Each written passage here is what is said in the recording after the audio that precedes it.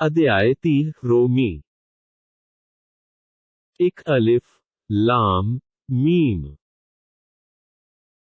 दो रूमी ईरान तो हार गए। ਤਿੰਨ ਨੇੜੇ ਦੀ ਧਰਤੀ ਸ਼ਾਮ ਤੇ ਫਲਸਤੀਨ ਵਿੱਚ ਉਹ ਰੂਮੀ ਆਪਣੀ ਇਸ ਹਾਰ ਮਗਰੋਂ ਛੇਤੀ ਹੀ ਈਰਾਨ ਉੱਤੇ ਜਿੱਤ ਪ੍ਰਾਪਤ ਕਰਨਗੇ। ਚਾਰ ਕੁਝ ਕੁ ਵਰ੍ਹਿਆਂ ਵਿੱਚ ਹੀ ਉਹ ਜਿੱਤ ਜਾਣਗੇ।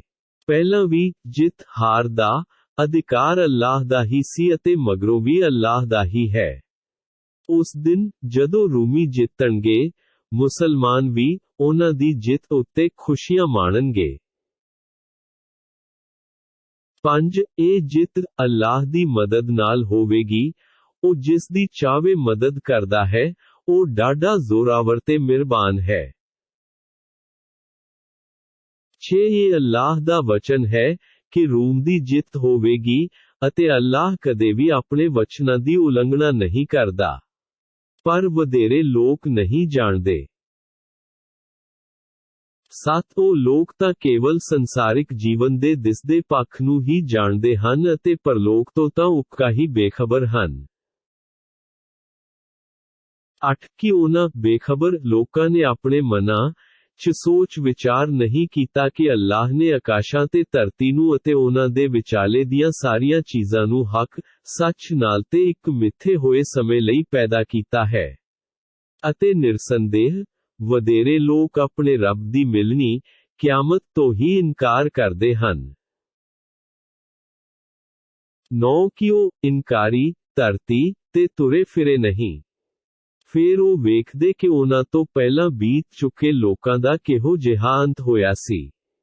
ਉਹ ਉਹਨਾਂ ਨਾਲੋਂ ਵਧੇਰੇ ਸ਼ਕਤੀਸ਼ਾਲੀ ਸਨ ਅਤੇ ਉਹਨਾਂ ਨੇ ਧਰਤੀ ਨੂੰ ਇਹਨਾਂ ਤੋਂ ਵੱਧ ਵਾਹਿਆ, ਬੀਜਿਆ ਸੀ ਅਤੇ ਇਸ ਨੂੰ ਆਬਾਦ ਕੀਤਾ ਸੀ ਜਿੰਨਾ ਇਹਨਾਂ ਨੇ ਅਰਬ ਨੂੰ ਆਬਾਦ ਕੀਤਾ ਹੈ। ਉਹਨਾਂ ਕੋਲ ਵੀ ਉਹਨਾਂ ਦੇ ਪੈਗੰਬਰ ਖੁੱਲੀਆਂ ਨਿਸ਼ਾਨੀਆਂ, ਰਸੂਲ ਹੋਣ ਦੀਆਂ, ਲੈ ਕੇ ਆਏ ਸੀ ਪਰ ਉਹਨਾਂ ਨੇ ਰਸੂਲਾਂ ਦਾ ਇਨਕਾਰ ਕੀਤਾ। ਫਿਰ ਇੰਜ ਵੀ ਨਹੀਂ ਸੀ ਕਿ ਅੱਲਾਹ, ਬਿਨਾਂ ਪਾਪ ਕੀਤੇ, ਉਹਨਾਂ ਉੱਤੇ ਜ਼ੁਲਮ ਕਰਦਾ ਜਦ ਕਿ ਉਹ ਆਪਣੇ ਉੱਤੇ ਆਪ ਹੀ ਜ਼ੁਲਮ ਕਰਦੇ ਸਨ। 1 ਫਿਰ ਜਿਨ੍ਹਾਂ ਲੋਕਾਂ ਨੇ ਭੈੜੇ ਕੰਮ ਕੀਤੇ ਸੀ ਉਹਨਾਂ ਦਾ ਅੰਤ ਬਹੁਤ ਹੀ ਭੈੜਾ ਹੋਇਆ ਕਿਉਂ ਜੋ ਉਹ ਅੱਲਾਹ ਦੀਆਂ ਆਇਤਾਂ, ਹੁਕਮਾਂ ਦਾ ਇਨਕਾਰ ਕਰਦੇ ਸਨ ਅਤੇ ਉਹਨਾਂ ਦਾ ਮਖੌਲ ਵੀ ਉਡਾਇਆ ਕਰਦੇ ਸਨ।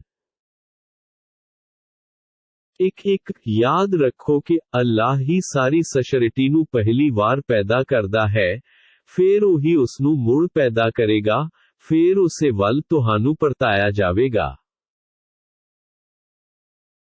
2 ਜਿਸ ਦਿਨ ਕਿਆਮਤ ਕਾਇਮ ਹੋਵੇਗੀ ਤਾਂ ਉਸ ਦਿਨ ਅਪਰਾਧੀ ਸਖਤ ਨਿਰਾਸ਼ ਹੋਣਗੇ।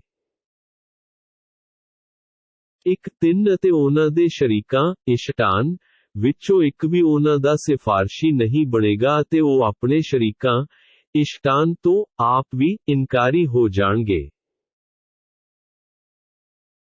4 ਅਤੇ ਜਦੋਂ ਕਿਆਮਤ ਦਾ ਵੇਲਾ ਆਵੇਗਾ ਉਸ ਦਿਨ ਲੋਕੀ, ਮੋਮਿਨ ਤੇ ਕਾਫਿਰ ਵੱਖਰੇ ਵੱਖਰੇ ਹੋ ਜਾਣਗੇ। 5 ਫਿਰ ਜਿਹੜੇ ਲੋਕ ਈਮਾਨ ਲਿਆਏ ਤੇ ਉਹਨਾਂ ਨੇ ਨੇਕ ਕੰਮ ਵੀ ਕੀਤੇ, ਉਹ ਜੰਨਤ ਵਿੱਚ ਹੱਸਦੇ ਤੁਸਦੇ ਰੱਖੇ ਜਾਣਗੇ। 6 ਜਿਨ੍ਹਾਂ ਲੋਕਾਂ ਨੇ ਅੱਲਾਹ ਦਾ ਇਨਕਾਰ ਕੀਤਾ ਹੈ ਅਤੇ ਸਾਡੀਆਂ ਆਇਤਾਂ, ਨਿਸ਼ਾਨੀਆਂ ਤੇ ਪਰਲੋਕ ਦੀ ਮਿਲਣੀ ਨੂੰ ਝੁਠਲਾਇਆ ਹੈ, ਉਹ ਸਾਰੇ ਲੋਕ ਨਰਕ ਦੇ ਅਜ਼ਾਬ ਵਿੱਚ ਹਾਜ਼ਰ ਰੱਖੇ ਜਾਣਗੇ। 7 ਹੇ ਮੋਮਿਨੋ, ਤੁਸੀਂ ਅੱਲਾਹ ਦੀ ਪਾਕੀ ਦਾ ਗੁਣਗਾਨ ਕਰੋ ਜਦੋਂ ਤੁਹਾਡੀ ਸ਼ਾਮ ਹੋਵੇ ਅਤੇ ਜਦੋਂ ਸਵੇਰ ਹੋਵੇ। 8 ਆਕਾਸ਼ ਤੇ ਧਰਤੀ ਵਿੱਚ ਉਸੇ ਦੀ ਉਸਤਤ ਹੋ ਰਹੀ ਹੈ, ਸੋ ਤੁਸੀਂ ਵੀ ਉਸੇ ਦੀ ਤਸਬੀਹ ਤੀਜੇ ਪਹਿਰ ਤੇ ਜ਼ੋਰ ਵੇਲੇ, ਦੁਪਹਿਰ ਵੇਲੇ ਕਰਿਆ ਕਰੋ। 9 ਉਹੀਓ ਜਿਉਂਦਿਆਂ ਨੂੰ ਮੁਰਦਿਆਂ ਵਿੱਚੋਂ ਅਤੇ ਮੁਰਦਿਆਂ ਨੂੰ ਜਿਉਂਦਿਆਂ ਵਿੱਚੋਂ ਕੱਢਦਾ ਹੈ ਅਤੇ ਉਹੀਓ ਧਰਤੀ ਨੂੰ ਉਸ ਦੀ ਮੌਤ, ਬੰਜਰ ਹੋਣ ਮਗਰੋਂ ਜਿਉਂਦਾ, ਉਪਜਾਊ ਕਰਦਾ ਹੈ। ਇਸੇ ਪ੍ਰਕਾਰ ਤੁਸੀਂ ਵੀ ਕਬਰਾਂ ਵਿੱਚੋਂ ਕੱਢੇ ਜਾਵੋਗੇ। 2 ਇਹ ਉਸ ਅੱਲਾਹ ਦੀਆਂ ਨਿਸ਼ਾਨੀਆਂ ਵਿੱਚੋਂ ਹੈ ਕਿ ਉਸਨੇ ਤੁਹਾਨੂੰ ਮਿੱਟੀ ਤੋਂ ਪੈਦਾ ਕੀਤਾ, ਫਿਰ ਹੁਣ ਤੁਸੀਂ ਮਨੁੱਖ ਹੋ ਜਿਹੜੇ ਹਰ ਪਾਸੇ ਫੈਲ ਰਹੇ ਹੋ। ਦੋ ਇੱਕ ਉਸੇ ਦੀ ਨਿਸ਼ਾਨੀਆਂ ਵਿੱਚੋਂ ਇਹ ਵੀ ਹੈ ਕਿ ਉਸਨੇ ਤੁਹਾਡੇ ਤੋਂ ਹੀ ਤੁਹਾਡੀਆਂ ਪਤਨੀਆਂ ਪੈਦਾ ਕੀਤੀਆਂ ਤਾਂ ਜੋ ਤੁਸੀਂ ਉਹਨਾਂ ਕੋਲੋਂ ਸੁੱਖ ਸ਼ਾਂਤੀ ਪ੍ਰਾਪਤ ਕਰ ਸਕੋ। ਉਸਨੇ ਤੁਹਾਡੇ ਵਿਚਾਲੇ ਮੁਹੱਬਤ ਤੇ ਹਮਦਰਦੀ ਪੈਦਾ ਕਰ ਦਿੱਤੀ। ਜਿਹੜੇ ਲੋਕੀ ਸੋਚ ਵਿਚਾਰ ਕਰਨ ਵਾਲੇ ਹਨ ਉਹਨਾਂ ਲਈ ਇਸ ਵਿੱਚ ਮਹੱਤਵਪੂਰਨ ਨਿਸ਼ਾਨੀਆਂ ਹਨ। ਦੋ ਉਸਦੀਆਂ ਨਿਸ਼ਾਨੀਆਂ ਵਿੱਚੋਂ ਆਕਾਸ਼ ਤੇ ਧਰਤੀ ਦੀ ਰਚਨਾ ਅਤੇ ਤੁਹਾਡੀਆਂ ਬੋਲੀਆਂ ਤੇ ਰੰਗਾਂ ਦਾ ਵੱਖ ਹੋਣਾ ਵੀ ਹੈ। ਜਾਣਕਾਰਾਂ ਲਈ ਇਸ ਵਿੱਚ ਬਥੇਰੀਆਂ ਨਿਸ਼ਾਨੀਆਂ ਹਨ। 2-3 ਤੁਹਾਡਾ ਰਾਤ ਤੇ ਦਿਨ ਵੇਲੇ ਸੌਣਾ ਅਤੇ ਉਸ ਦੇ ਫਜ਼ਲਾਂ ਰੋਜ਼ੀ ਦੀ ਭਾਲ ਕਰਨਾ ਵੀ ਉਸ ਦੀਆਂ ਨਿਸ਼ਾਨੀਆਂ ਵਿੱਚੋਂ ਹੈ। ਜਿਹੜੇ ਲੋਕੀ ਧਿਆਨ ਨਾਲ ਸੁਣਦੇ ਹਨ ਉਹਨਾਂ ਲਈ ਵੀ ਬਥੇਰੀਆਂ ਨਿਸ਼ਾਨੀਆਂ ਹਨ। 2-4 ਇਹ ਵੀ ਉਸ ਦੀਆਂ ਨਿਸ਼ਾਨੀਆਂ ਵਿੱਚੋਂ ਹੀ ਹੈ ਕਿ ਉਹ ਤੁਹਾਨੂੰ ਡਰਾਉਣ ਲਈ ਅਤੇ ਆਸਵੰਦ ਕਰਨ ਲਈ ਬਿਜਲੀ ਦੀ ਲਿਸ਼ਕ ਵਿਖਾਉਂਦਾ ਹੈ ਅਤੇ ਆਕਾਸ਼ ਤੋਂ ਮੀਂਹ ਵਰਾਉਂਦਾ ਹੈ, ਜਿਸ ਤੋਂ ਮਰੀ ਹੋਈ ਧਰਤੀ ਜਿਉਂਦੀ ਹੋ ਜਾਂਦੀ ਹੈ। ਅਕਲ ਵਾਲਿਆਂ ਲਈ ਇਸ ਵਿੱਚ ਵੀ ਬਥੇਰੀਆਂ ਨਿਸ਼ਾਨੀਆਂ ਹਨ। 2-5 ਉਸੇ ਰੱਬ ਦੀ ਇੱਕ ਨਿਸ਼ਾਨੀ ਇਹ ਵੀ ਹੈ ਕਿ ਆਕਾਸ਼ ਤੇ ਧਰਤੀ ਉਸੇ ਦੇ ਹੁਕਮ ਨਾਲ ਕਾਇਮ ਹਨ। ਜਦੋਂ ਉਹ ਤੁਹਾਨੂੰ ਧਰਤੀ ਕਬਰਾਂ ਵਿੱਚੋਂ ਸੱਦੇਗਾ ਫਿਰ ਤੁਸੀਂ ਸਾਰੇ ਧਰਤੀ ਵਿੱਚੋਂ ਕੇਵਲ ਇੱਕ ਸੱਦੇ ਤੇ ਹੀ ਬਾਹਰ ਨਿਕਲ ਆਓਗੇ। 2-6 ਜੋ ਕੁਝ ਵੀ ਆਕਾਸ਼ਾਂ ਤੇ ਧਰਤੀ ਵਿੱਚ ਹੈ ਉਹ ਸਭ ਉਸ ਦੀ ਮਲਕੀਅਤ ਹੈ ਅਤੇ ਸਾਰੇ ਉਸੇ ਦੇ ਆਗਿਆਕਾਰੀ ਹਨ। 2-7 ਉਹੀ ਅੱਲਾਹ ਹੈ ਜਿਹੜਾ ਸ੍ਰਿਸ਼ਟੀ ਨੂੰ ਪਹਿਲੀ ਵਾਰ ਪੈਦਾ ਕਰਦਾ ਹੈ ਉਹੀ ਉਹ ਫੇਰ ਉਸ ਨੂੰ ਮੁੜ ਪੈਦਾ ਕਰੇਗਾ ਅਤੇ ਇਹ ਕਰਨਾ ਉਸ ਲਈ ਤਾਂ ਇਹ ਬਹੁਤ ਹੀ ਸੌਖਾ ਹੈ। ਆਕਾਸ਼ਾਂ ਤੇ ਧਰਤੀ ਵਿੱਚ ਉਸੇ ਰੱਬ ਦੀ ਸ਼ਾਨ ਸਭ ਤੋਂ ਉੱਚੀ ਹੈ ਅਤੇ ਉਹੀ ਜ਼ਬਰਦਸਤ ਤੇ ਹਿਕਮਤਾਂ ਵਾਲਾ ਹੈ। 2-8 ਹੇ ਲੋਕੋ, ਉਸਨੇ ਤੁਹਾਡੇ ਸਮਝਾਉਣ ਲਈ ਤੁਹਾਡੇ ਵਿੱਚੋਂ ਹੀ ਇੱਕ ਉਦਾਹਰਨ ਦਿੱਤੀ ਹੈ ਕਿ ਜੋ ਅਸੀਂ ਤੁਹਾਨੂੰ ਰਿਜ਼ਕ ਦਿੱਤਾ ਹੈ ਕਿ ਉਸ ਵਿੱਚ ਤੁਹਾਡੇ ਗੁਲਾਮਾਂ ਅਧੀਨ ਲੋਕਾਂ ਵਿੱਚੋਂ ਵੀ ਕੋਈ ਸਾਂਝੀ ਹੋ ਸਕਦਾ ਹੈ। ਕੀ ਤੁਸੀਂ ਅਤੇ ਉਹ ਇੱਕੋ ਬਰਾਬਰ ਹੋ? ਕੀ ਤੁਸੀਂ ਆਪਣੇ ਮਾਲ ਚੋਂ ਖਰਚ ਕਰਦੇ ਹੋਏ ਉਹਨਾਂ ਤੋਂ ਇਸ ਤਰ੍ਹਾਂ ਡਰਦੇ ਹੋ ਜਿਵੇਂ ਆਪਣੇ ਸਾਂਝੀਆਂ ਤੋਂ ਡਰਦੇ ਹੋ? ਇਸ ਤਰ੍ਹਾਂ ਅਸੀਂ ਸਮਝ ਰੱਖਣ ਵਾਲਿਆਂ ਲਈ ਆਪਣੀਆਂ ਨਿਸ਼ਾਨੀਆਂ ਖੋਲ ਕੇ ਬਿਆਨ ਕਰਦੇ ਹਾਂ।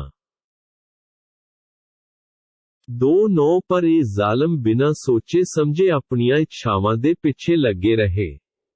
ਜਿਸਨੂੰ ਅੱਲਾਹ ਹੀ ਕੁਰਾਹੇ ਪਾ ਦੇਵੇ ਫਿਰ ਉਸ ਨੂੰ ਰਾਹ ਕੌਣ ਵਿਖਾ ਸਕਦਾ ਹੈ? ਉਹਨਾਂ ਦਾ ਤਾਂ ਕੋਈ ਵੀ ਸਹਾਈ ਨਹੀਂ ਹੋਵੇਗਾ।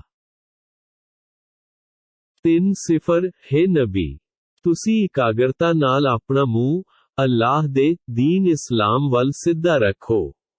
ਕਾਇਮ ਹੋ ਜਾਓ ਉਸ ਫਿਤਰਤ ਸੁਭਾਅ ਉੱਤੇ ਜਿਸ ਉੱਤੇ ਅੱਲਾਹ ਨੇ ਮਨੁੱਖ ਨੂੰ ਪੈਦਾ ਕੀਤਾ ਹੈ।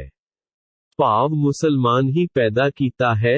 ਅੱਲਾਹ ਦੀ ਬਣਾਈ ਹੋਈ ਬਣਤਰ ਨੂੰ ਬਦਲਿਆ ਨਹੀਂ ਜਾ ਸਕਦਾ। ਇਹੋ ਸਿੱਧਾ ਤੇ ਸੱਚਾ ਧਰਮ ਦੀਨ ਹੈ, ਪਰ ਵਧੇਰੇ ਲੋਕ ਨਹੀਂ ਜਾਣਦੇ। 1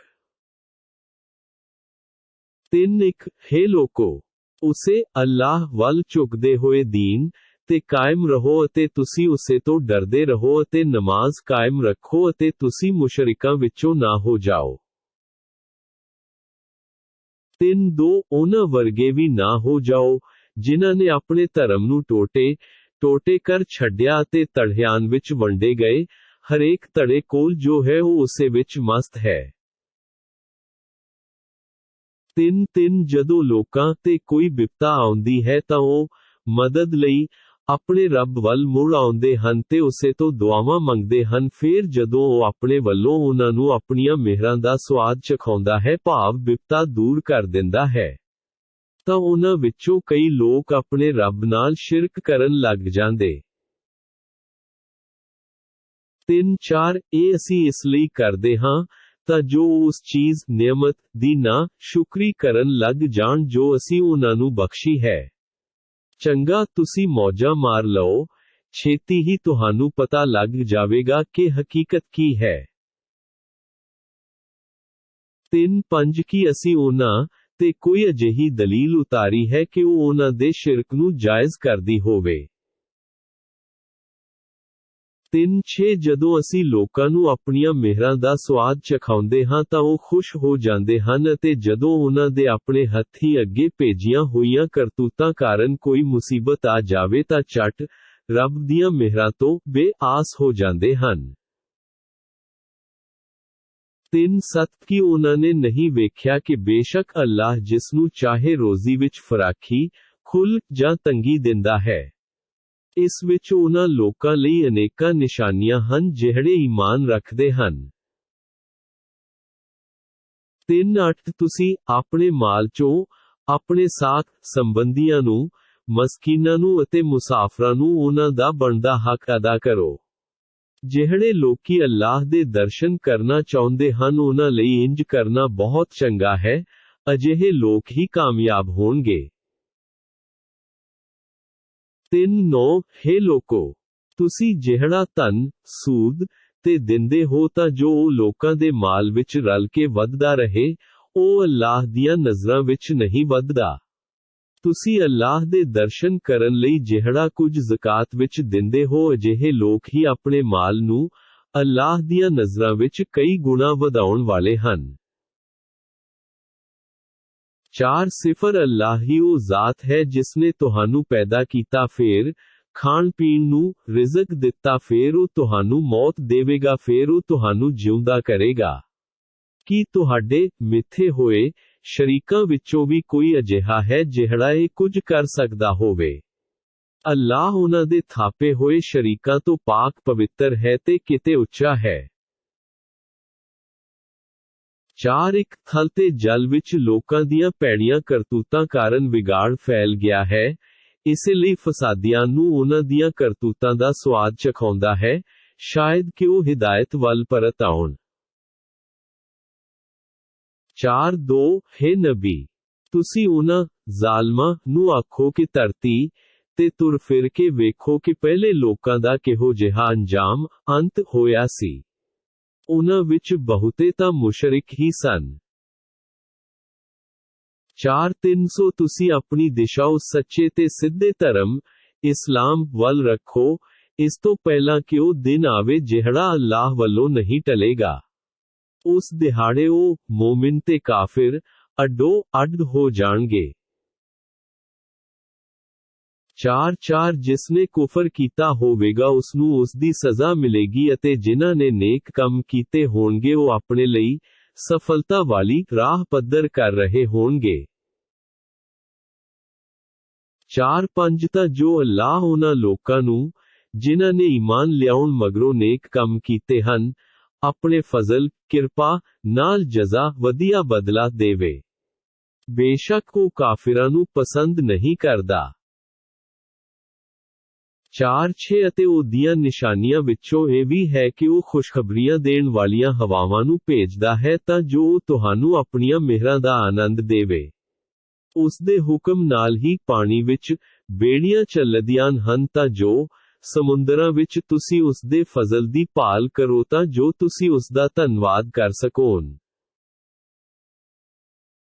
4-7 ਹੇ ਮੁਹੰਮਦ ਸੱਸਾ, ਅਸੀਂ ਤੁਹਾਥੋਂ ਪਹਿਲਾਂ ਵੀ ਆਪਣੇ ਕਈ ਪੈਗੰਬਰਾਂ ਨੂੰ ਉਹਨਾਂ ਦੀਆਂ ਹੀ ਕੌਮਾਂ ਵੱਲ ਭੇਜੇ ਸਨ। ਉਹ ਰਸੂਲ ਉਹਨਾਂ ਕੋਲ ਸਪਸ਼ਟ ਦਲੀਲਾਂ ਵੀ ਲਿਆਏ ਸਨ। ਜਦੋਂ ਉਹ ਕੌਮਾਂ ਨਹੀਂ ਮੰਨੀਆਂ, ਫੇਰ ਅਸੀਂ ਗੁਨਾਹਗਾਰਾਂ ਤੋਂ ਆਪਣੇ ਅਜ਼ਾਬ ਰਾਹੀਂ ਬਦਲਾ ਲਿਆ। ਸਾਡੇ ਲਈ ਤਾਂ ਮੋਮਿਨਾਂ ਦੀ ਮਦਦ ਕਰਨਾ ਲਾਜ਼ਮੀ ਹੈ। 4-8 ਅੱਲਾਹ ਉਹ ਜ਼ਾਤ ਰੂਪੇ ਜਿਹੜਾ ਹਵਾਵਾਂ ਨੂੰ ਭੇਜਦਾ ਹੈ ਫੇਰ ਉਹ ਬਦਲਾਂ ਨੂੰ ਚੁੱਕਦੀਆਂ ਹਨ ਫੇਰ ਅੱਲਾਹ ਆਪਣੀ ਇੱਛਾ ਅਨੁਸਾਰ ਉਹਨਾਂ ਬਦਲਾਂ ਨੂੰ ਆਕਾਸ਼ ਵਿੱਚ ਫੈਲਾ ਦਿੰਦਾ ਹੈ ਅਤੇ ਉਹਨਾਂ ਬਦਲਾਂ ਨੂੰ ਟੁਕੜੀਆਂ ਵਿੱਚ ਵੰਡ ਦਿੰਦਾ ਹੈ ਫੇਰ ਤੁਸੀਂ ਵੇਖਦੇ ਹੋ ਕਿ ਉਹਨਾਂ ਬਦਲਾਂ ਵਿੱਚੋਂ ਪਾਣੀ ਦੀਆਂ ਬੂੰਦਾਂ ਨਿਕਲਦੀਆਂ ਹਨ ਅਤੇ ਜਿਨ੍ਹਾਂ ਬੰਦਿਆਂ ਤੇ ਅੱਲਾਹ ਚਾਹੁੰਦਾ ਹੈ, ਉਹਨਾਂ ਉੱਤੇ ਮੀਂਹ ਬਰਸਾਉਂਦਾ ਹੈ। ਉਸ ਸਮੇਂ ਉਹ ਲੋਕ ਖੁਸ਼ ਹੋ ਜਾਂਦੇ ਹਨ। 4-9 ਨਿਰਸੰਦੇਹ, ਇਸ ਮੀਂਹ ਦੇ ਆਉਣ ਤੋਂ ਪਹਿਲਾਂ ਤਾਂ ਉਹ ਲੋਕ ਬੇਆਸ ਹੋ ਰਹੇ ਸਨ। 5 ਤੁਸੀਂ ਅੱਲਾਹ ਦੀਆਂ ਮਿਹਰਾਂ ਦੀ ਨਿਸ਼ਾਨੀਆਂ ਵੇਖੋ ਕਿ ਉਹ ਮਰੀ ਹੋਈ, ਉਜਾੜ ਧਰਤੀ ਨੂੰ ਕਿੱਦਾਂ ਜਿਉਂਦਾ, ਉਪਜਾਊ ਕਰਦਾ ਹੈ। ਬੇਸ਼ੱਕ ਉਹੀ, ਅੱਲਾਹ, ਮੁਰਦਿਆਂ ਨੂੰ ਜਿਉਂਦਾ ਕਰਨ ਵਾਲਾ ਹੈ ਅਤੇ ਉਹ ਹਰ ਕੰਮ ਕਰਨ ਦੀ ਸਮਰੱਥਾ ਰੱਖਦਾ ਹੈ। 5 ਅਤੇ ਜੇਕਰ ਅਸੀਂ ਹਵਾਵਾਂ ਦੇ ਝੱਖੜ ਚਲਾ ਦਈਏ ਅਤੇ ਇਹ ਆਪਣੀ ਫਸਲ ਨੂੰ ਪੀਲੀ, ਮੁਰਝਾਈ ਹੋਈ ਵੇਖਣ ਤਾਂ ਉਹ ਨਾ ਸ਼ੁਕਰੀਆ ਕਰਨ ਲੱਗ ਜਾਂਦੇ ਹਨ। 5 ਬੇਸ਼ੱਕ, ਹੈ ਨਬੀ, ਤੁਸੀਂ ਮੁਰਦਿਆਂ ਨੂੰ ਸਮਝਾਂ ਨੂੰ ਨਹੀਂ ਸੁਣਾ ਸਕਦੇ ਅਤੇ ਨਾ ਹੀ ਬੋਲਿਆਂ ਨੂੰ ਆਪਣੀ ਗੱਲ ਸੁਣਾ ਸਕਦੇ ਹੋ, ਜਦ ਕਿ ਉਹ ਪਿੱਠ ਫੇਰ ਕੇ ਮੁੜ ਗਏ ਹੋਣ। 5 ਅਤੇ ਨਾ ਹੀ ਤੁਸੀਂ ਅੰਨੇ ਲੋਕਾਂ ਨੂੰ ਕੁਰਾਹਿਓਂ ਕੱਢ ਕੇ ਸਿੱਧੇ ਰਾਹ ਲਿਆ ਸਕਦੇ ਹੋ। ਤੁਸੀਂ ਤਾਂ ਕੇਵਲ ਉਹਨਾਂ ਨੂੰ ਹੀ ਸੁਣਾ ਸਕਦੇ ਹੋ ਜਿਹੜੇ ਸਾਡੀਆਂ ਆਇਤਾਂ ਤੇ ਈਮਾਨ ਰੱਖਦੇ ਹਨ। ਬਸ ਉਹੀ ਉਹ ਆਗਿਆਕਾਰੀ ਹਨ। 5 ਅੱਲਾਹ ਉਹ ਜ਼ਾਤ ਹੈ ਜਿਸਨੇ ਤੁਹਾਨੂੰ ਕਮਜ਼ੋਰੀ ਦੀ ਹਾਲਤ ਵਿੱਚ ਪੈਦਾ ਕੀਤਾ, ਫਿਰ ਇਸ ਕਮਜ਼ੋਰੀ, ਬਚਪਨ ਤੋਂ ਮਗਰੋਂ ਤਾਕਤ, ਜਵਾਨੀ ਦਿੱਤੀ, ਫਿਰ ਇਸ ਤਾਕਤ, ਜਵਾਨੀ ਮਗਰੋਂ ਕਮਜ਼ੋਰੀ ਤੇ ਬੁਢਾਪਾ ਦਿੱਤਾ। ਉਹ ਜਿਵੇਂ ਚਾਹੇ ਪੈਦਾ ਕਰਦਾ ਹੈ। ਉਹ ਸਭ ਕੁਝ ਜਾਣਨ ਵਾਲਾ ਅਤੇ ਹਰ ਤਰ੍ਹਾਂ ਦੀ ਸਮਰੱਥਾ ਰੱਖਦਾ ਹੈ। 5 ਜਿਸ ਦਿਨ ਕਿਆਮਤ ਆਵੇਗੀ ਅਪਰਾਧੀ ਕਸਮਾਂ ਖਾਣਗੇ ਕਿ ਉਹ ਸੰਸਾਰ ਵਿੱਚ ਛੁੱਟ ਇੱਕ ਪਲ ਤੋਂ ਨਹੀਂ ਠਹਿਰੇ। ਇਸ ਤਰ੍ਹਾਂ ਇਹ ਸੰਸਾਰਿਕ ਜੀਵਨ ਵਿੱਚ ਕੁਰਾਹੇ ਪਏ ਰਹੇ। 5 ਅਤੇ ਜਿਨ੍ਹਾਂ ਲੋਕਾਂ ਨੂੰ ਈਮਾਨ ਅਤੇ ਗਿਆਨ ਦਿੱਤਾ ਗਿਆ ਹੈ ਉਹ ਆਖਣਗੇ ਕਿ ਤੁਸੀਂ ਤਾਂ ਹੈ ਅਪਰਾਧੀਓ, ਜਿਵੇਂ ਕਿ ਅੱਲਾਹ ਦੀ ਕਿਤਾਬ ਲੌਹ ਮਹਿਫੂਜ਼ ਵਿੱਚ ਹੈ ਕਿਆਮਤ ਤੱਕ ਸੰਸਾਰ ਵਿੱਚ ਰਹੇ ਸੀ। ਅੱਜ ਇਹ ਦਿਨ ਮੁੜ ਆਉਣ ਦਾ ਹੈ, ਪਰ ਤੁਸੀਂ ਤਾਂ ਇਸ ਨੂੰ ਮੰਨਦੇ ਹੀ ਨਹੀਂ ਸੀ। 5 ਉਸ ਦਿਨ ਉਹਨਾਂ ਜ਼ਾਲਮਾਂ ਦਾ ਕੋਈ ਵੀ ਬਹਾਨਾ ਉਹਨਾਂ ਦੇ ਕੰਮ ਨਹੀਂ ਆਵੇਗਾ ਤੇ ਨਾ ਹੀ ਉਹਨਾਂ ਨੂੰ ਤੌਬਾ ਕਰਨ ਦਾ ਅਵਸਰ ਦਿੱਤਾ ਜਾਵੇਗਾ। 5 ਬੇਸ਼ੱਕ ਅਸੀਂ ਇਸ ਕੁਰਾਨ ਵਿੱਚ ਲੋਕਾਂ ਸਾਹਮਣੇ ਹਰ ਤਰ੍ਹਾਂ ਦੀਆਂ ਉਦਾਹਰਨਾਂ ਵਿਸਥਾਰ ਨਾਲ ਬਿਆਨ ਕਰ ਦਿੱਤੀਆਂ ਹਨ। ਫੇਰ ਵੀ ਕਾਫਿਰ ਤਾਂ ਬਸ ਇਹੋ ਆਖਣਗੇ ਕਿ ਤੁਸੀਂ ਤਾਂ ਨਿਰੇ ਝੂਠੇ ਹੋ। 5 ਇਸ ਤਰ੍ਹਾਂ ਅੱਲਾਹ ਸਮਝ ਲੋਕਾਂ ਦੇ ਦਿਲਾਂ ਤੇ ਮੋਹਰਾਂ ਲਾ ਛੱਡਦਾ ਹੈ।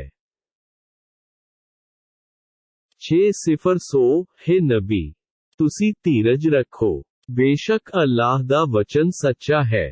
ਉਹ ਕਾਫਿਰ ਲੋਕ ਜਿਹੜੇ ਲੋਕੀ ਅੱਲਾਹ ਦੀ ਕਿਤਾਬ ਕੁਰਾਨ ਤੇ ਯਕੀਨ ਨਹੀਂ ਰੱਖਦੇ, ਉਹ ਤੁਹਾਨੂੰ ਹੌਲਾ ਸਬਰਾ ਨਾ ਕਰ ਦੇਣ।